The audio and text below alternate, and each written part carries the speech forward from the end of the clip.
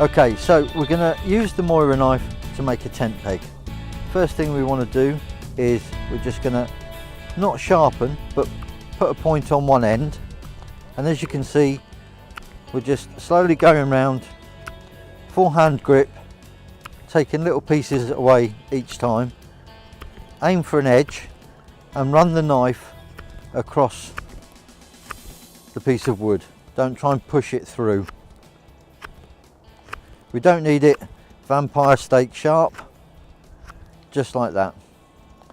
Then what we want to do is we're going to make a notch. To make the notch, I put the knife in my least dominant hand and put it about a third of the way down, and then I'll use a wacky stick just to knock the knife into the piece of wood till about the depth of the bevel of the knife, and then making sure my fingers are out of the way, use my thumbs on the back of the knife, and I just slowly roll the knife blade towards that stop cut that I've just made, and then roll the knife again through the stop cut, and as you can see that then creates a nice little notch. Then we come to the other end, and again using the thumbs on the back of the blade, all we're doing is just taking off that sharp edge at the top of the peg, and that enables us, when we're hitting the peg into the ground, it'll stop the peg from actually splitting down the sides or down the middle. And there we go, a nice simple way to use a tent peg. Using the knife, as you can see I had the forehand grip. If you've got younger children using the knife, what you can do is knock it into a piece of wood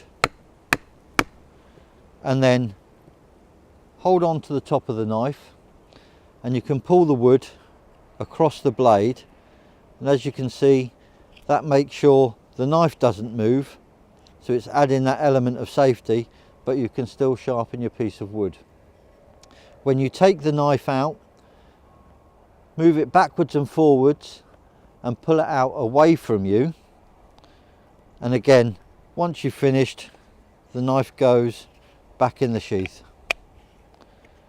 and that's homemade tent peg. I have my knife in my least dominant hand again. I place it across so the handle is free of the wood but the point is off to one side, and we take our stick and we can batten it on the back of the knife until it goes all the way in. Once you've done that, a bit more pressure on the handle and hit on the point end, and as you can see that goes all the way through, and I can continue to do that until we get the right size wood that we need to make the fire easier to start.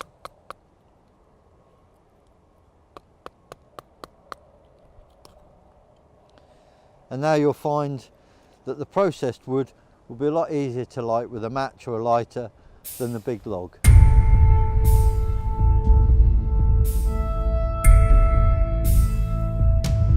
Okay, so we're just going to show you now the safe use of the folding saw, and as we said, we make sure the saw is locked in place.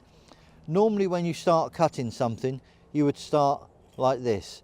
Whenever you're out and about, to make sure you reduce any chance of injury, put your hand over the blade, so if the blade jumps out, the back of it is going to hit your hand.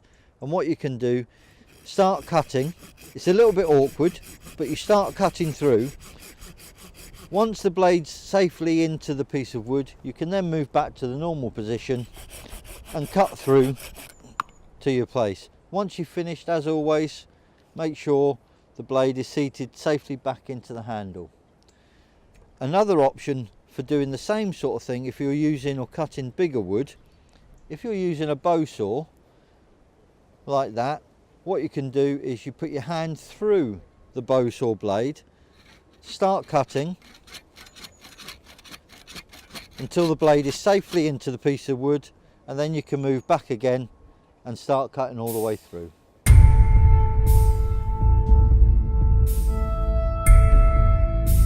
Okay, so this is just a quick tip on safe use of the Moira axe. As you can see, if we were going to use it to process a piece of wood this size, it's quite dangerous to have my fingers in the way. So what you should do, just take a piece that you've already processed, hold the wood, and that holds it steady, and then use the axe onto the piece of wood. And that then makes sure that your fingers are well out the way.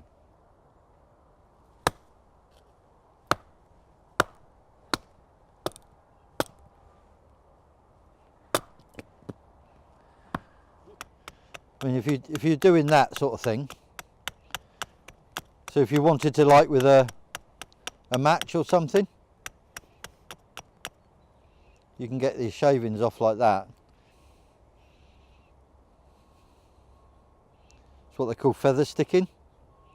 So if you've got a piece of wood and you wanted to light it with a match, you can do it like that.